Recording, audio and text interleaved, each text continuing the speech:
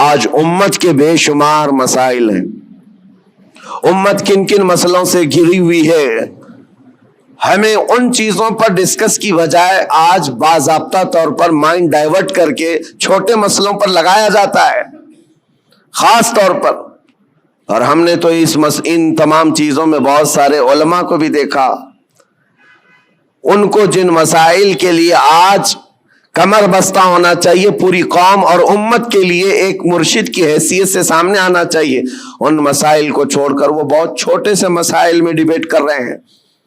چھوٹے سے مسائل میں ایک دوسرے کے اختلافات کو پورے مجمع میں لا کر ظاہر کر رہے ہیں. تو یہ بات یہ ہے جو سینس کے خلاف ہے. آج امت کے لیے مسائل کتنے بڑے بڑے ہیں. میں مانتا ہوں نشہ عام ہے ہمارے ہاں, اور ہمارے ہاں علم کی کمی بہت زیادہ ہو گئی, اخلاق کی کمی بہت زیادہ ہو گئی ہے. ہمارے ہاں سود آ گیا ہے, جوا آ گیا ہے, شراب آ گئی ہے, سب آ گیا ہے ہمارے محلوں میں. یہ بھی مسائل ہیں جس سے ہم جوجھ رہے ہیں. لیکن ان تمام مسائل میں جو سب سے بڑی آگ لگی ہے وہ ہے عزت مصطفیٰ کی حفاظت. رسول کریم صلی اللہ تعالی علیہ وسلم کی عزت کی حفاظت. یہ سب آسانی سے ایک ساتھ نہیں ہوا, سٹیپ بائی سٹیپ ہوتا رہا.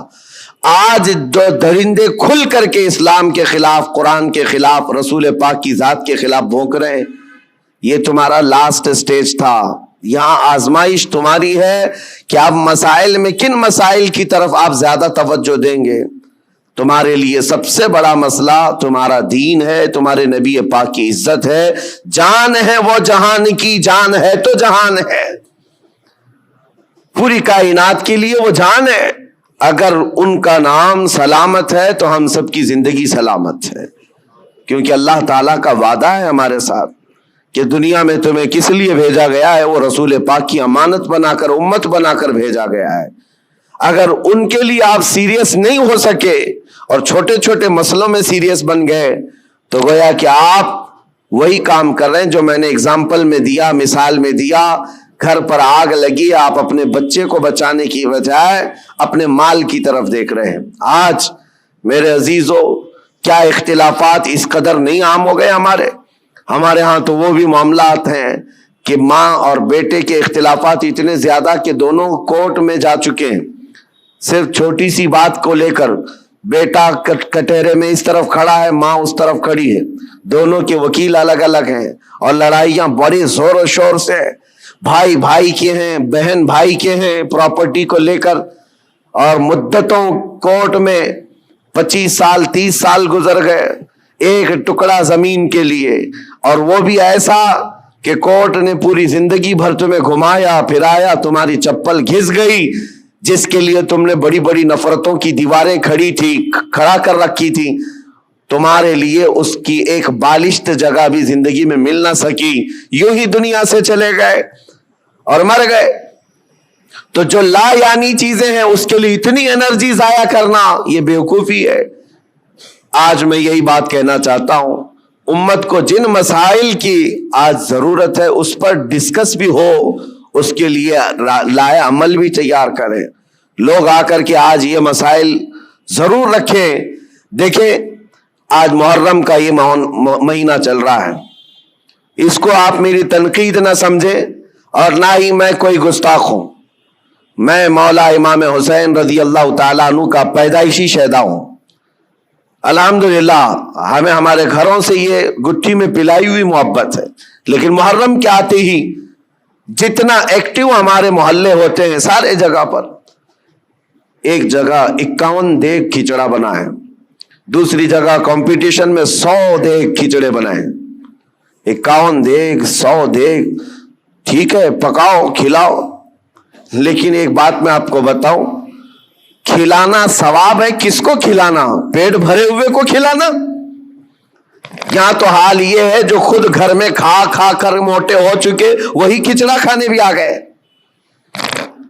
کوئی ایسا بندہ تو ہمیں نظر نہیں آیا جس کے گھر میں ایک روٹی بھی نہیں ملتی اور وہ آ کر کے کھا گیا ہو, تو اس کے لیے ثواب ہی ثواب ہے. غربا اور مساکین کو کھلانا بہت بڑا ثواب ہے.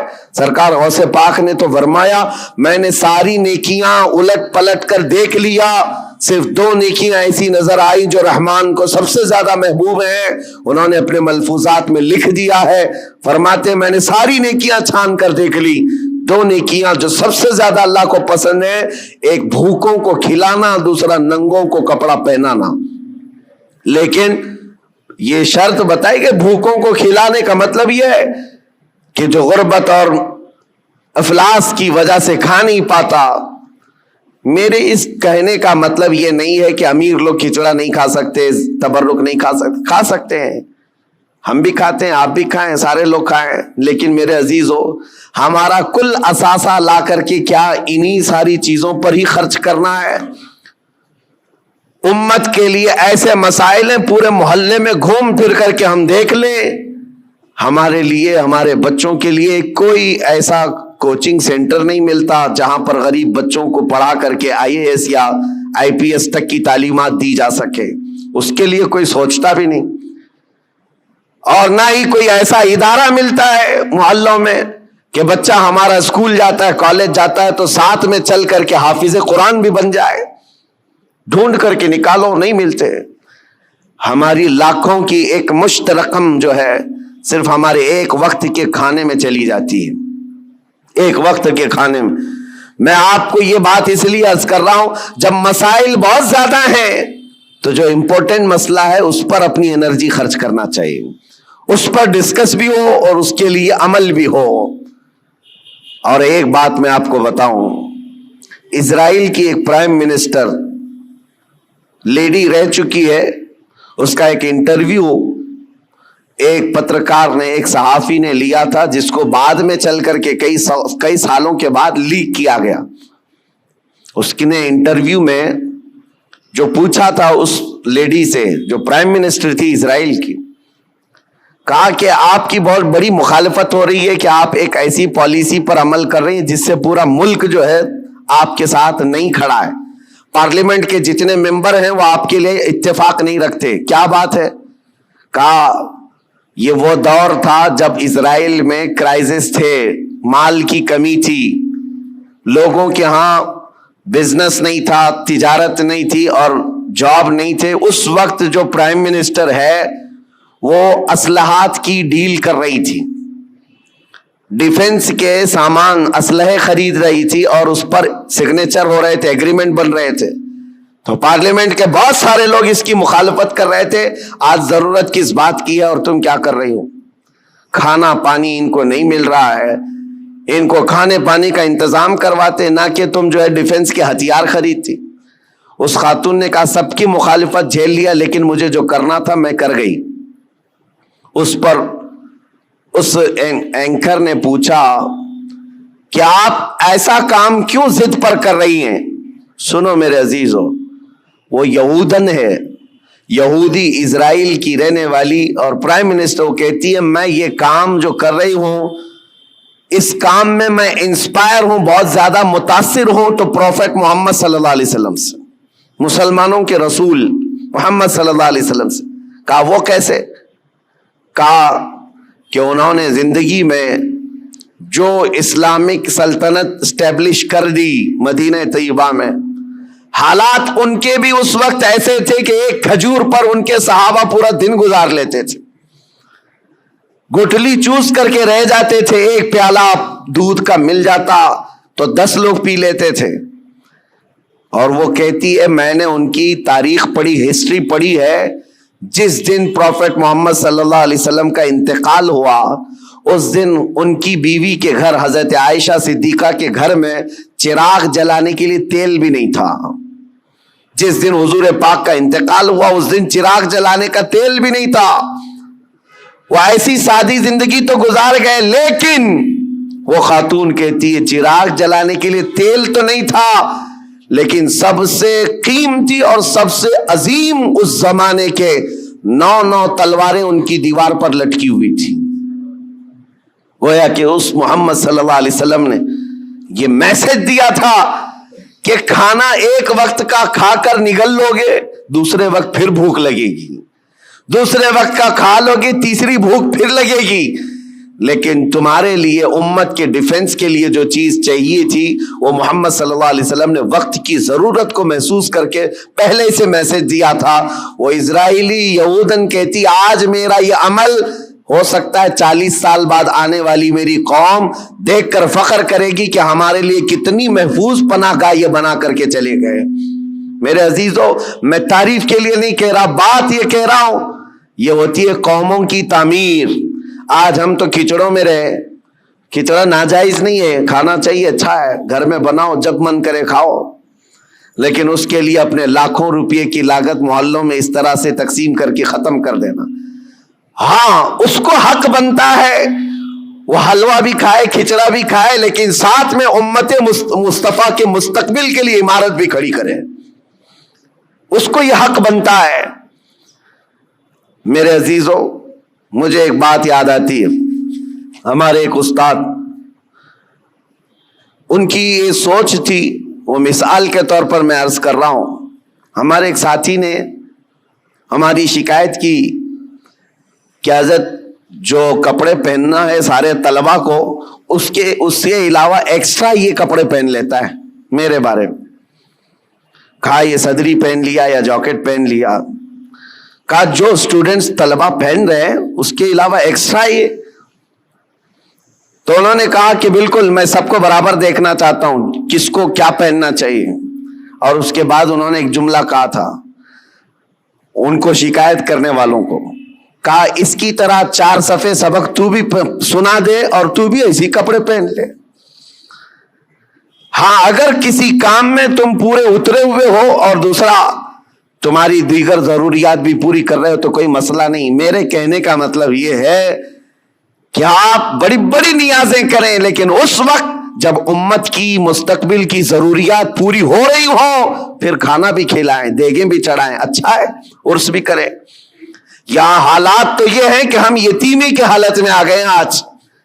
میاں کتنے تو ایسے ہمارے مسلمان کپلز ہیں اپنے چھوٹے چھوٹے بچوں کو لے جا کر کرسچن اسکول کے باہر کھڑے کرتے ہیں اور ایڈمیشن کے لیے پاپڑ بیلنے پڑتے ہیں، اور ان کو کتنی مرتبہ وہاں پر عیسائی نن ہو کہ پادری ہو تانے مارتے ہیں، ٹانٹ مارتے ہیں. کتنی مرتبہ ایسی شکایتیں آئیں. لیکن کیا کریں، ایک جگہ پر مجھے خود یہ بات یاد آتی ہے. ہمارے مقتدی تھے ایک حاجی صاحب، اپنے 2 بچوں کو ایک بورڈنگ اسکول میں انہوں نے ڈالا تھا، 4 اور 5ویں کے بچے، سال کا 4 لاکھ روپے پے کر رہے تھے. اور ایک بار وہ مجھے ساتھ میں لے کر گئے دکھانے کے لیے کہ آئیں دکھاتا ہوں کتنا بہترین ہے، 45 ایکڑ میں بنا ہوا یہ بورڈنگ اسکول ہے، سب کچھ ہے. میں گیا تھا ان کے مینیجر سے، میں نے پوچھا کہ شیڈول کیا ہے آپ کا، بچوں کو کیسے آپ ٹریٹ کرتے ہیں. انہوں نے صبح 5 بجے سے لے کر رات کے 9 بجے تک کا پورا گھنٹے کا شیڈول بتایا. اس میں پوجا بھی ہے، یوگا بھی ہے، جاگنگ بھی ہے، سب ہے. میں نے پوچھا سارے بچے کرتے ہیں؟ کہا سب کرتے ہیں، چاہے ہندو ہو مسلم ہو، سب کو کرنا ہے یہ. اور جن کے بچوں کے لیے ہم گئے ہوئے تھے وہ سال بھر سے پڑھ رہے تھے. میں نے ان حاجی صاحب سے کہا وہ بڑے پرہیزگار ہیں، ایک نماز بھی قضا نہیں کرتے. ہم نے کہا ان کو آپ اپنے بچوں کو اتنی مہنگی پوجا کروا رہے ہیں اتنی دور لے جا کر کے. تو خیر ان کو یہ بات لگی، لیکن انہوں نے جواب میں کہا ٹھیک ہے حضرت میں وہاں سے نکال لوں گا، ہمارا ہے کہاں جہاں میں اپنے بچوں کو ڈال لوں.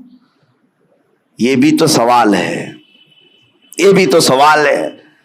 ہم نے اپنے مستقبل، اپنے بچوں کے مستقبل کے لیے کوئی لایا عمل بنانا ہی چھوڑ دیا ہے. فکر کرو میرے عزیزو، آج ضرورت اس بات کی ہے. میں تو یہاں جب بھی آتا ہوں ہر بار آپ کے اراکین صدر صاحب بیٹھتے ہیں، اکثر یہی پلاننگ کرتے بھی رہتے ہیں کہ یہاں پر کچھ نہ کچھ کام ہونا چاہیے. لیکن یہ صرف پلاننگ میں ہی رہ گئے تو ہماری عمریں بھی پلاننگ میں چلی جائیں گی. کر جاؤ کچھ نہ کچھ، اس لیے کہ ہمارے بچوں کو جو پھل ملنے والے ہیں وہی انقلاب لائیں گے. اور الٹریسٹی اتنی بڑی ہوئی ہے، آپ جو دیکھ رہے ہیں نا ماحول کی خرابی. اکثر آ کر جو شکایت کرتے ہیں بچے نشہ خور ہو گئے، ماں باپ کے نافرمان، سب بہت کچھ ہے، لیکن سب کا علاج یہ ہے کہ ان کو علم دین اور علم دنیا سے روشناس کرائیں. اس لیے کہ علم تہذیب لاتا ہے، اخلاق لاتا ہے، اور علم نہ ہو تو جہالت کے پیٹ سے سب برائیاں جنم لیتی ہیں. ہر برائی وہ کر جاتا ہے جہالت میں. اور آج حالات ایسے ہیں کہ دوسری قومیں ہماری طرف دکھا کر کے یہ تانا مارتی ہیں.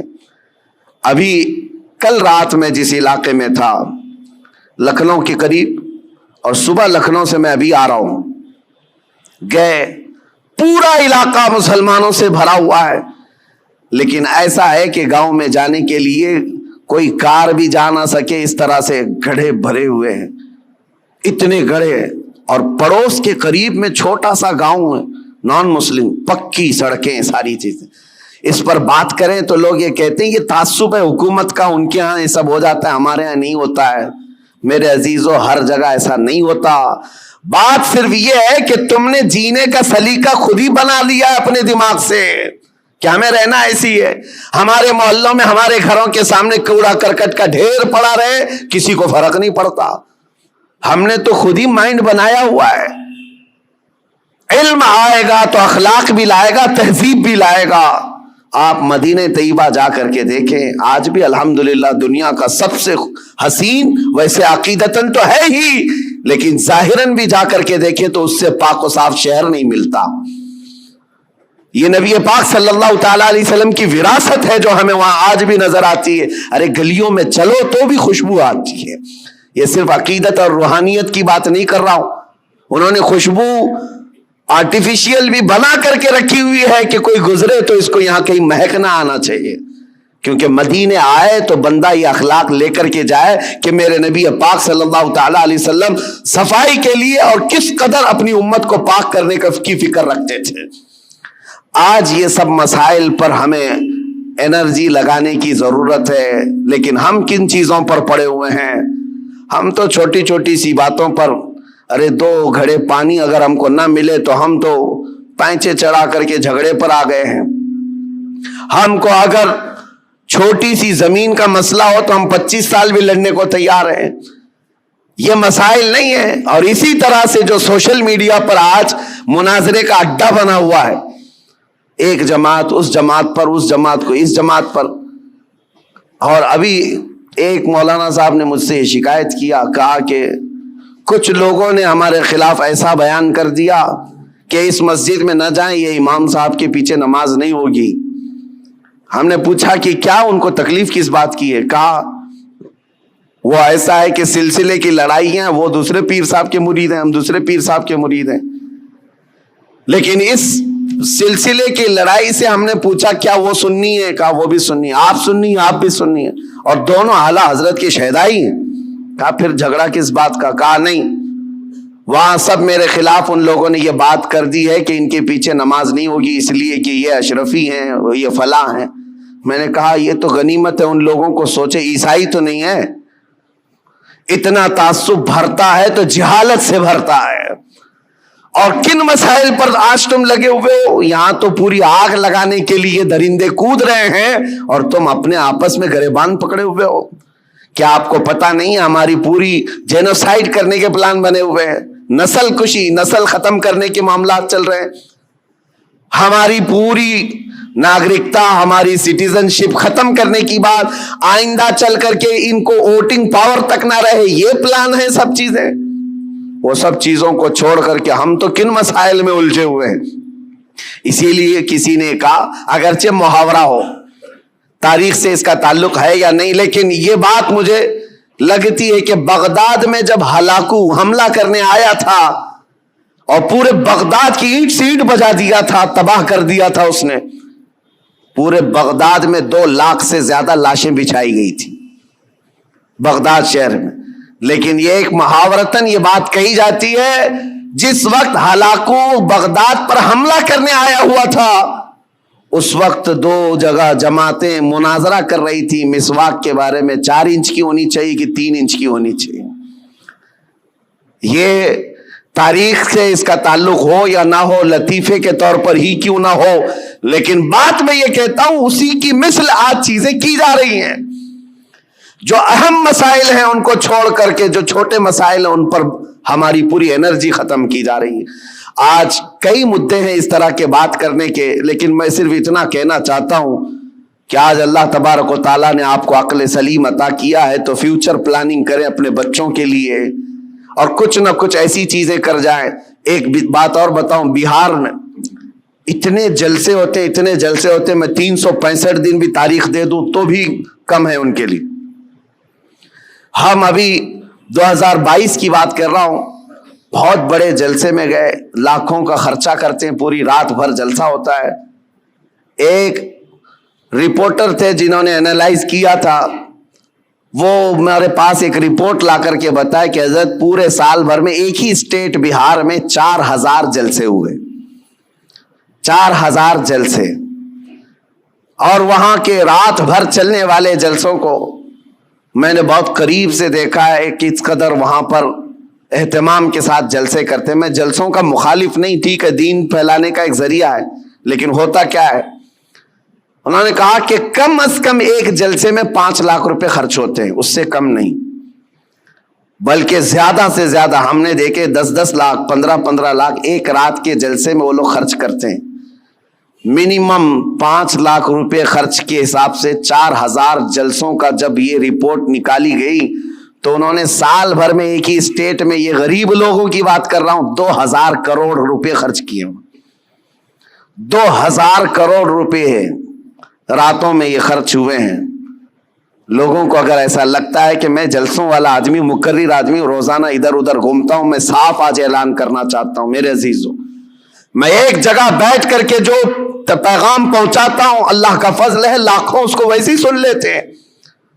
بہت بڑے اسٹیج لگانے کی, کانفرنس کرنے کی ضرورت نہیں, اور نہ ہی میری کوئی خواہش ہے, اور نہ ہی میں کہیں پر نذرانے یا لفافے طے کر کے جاتا ہوں, میرا معاملہ ہے نہیں. لیکن دل دکھتا اس بات پر ہے 2000 کروڑ روپے سال بھر میں ایک اسٹیٹ کے اندر خرچہ ہو گئے. ٹھیک ہے دین پھیلانے کے لیے آپ نے کیے, لیکن دوسری طرف آپ پورا ڈھونڈ کر کے نکالو, مسلمانوں کے لیے ایک یونیورسٹی بھی نہیں ہے پورے اسٹیٹ میں, ایک بھی نہیں ہے.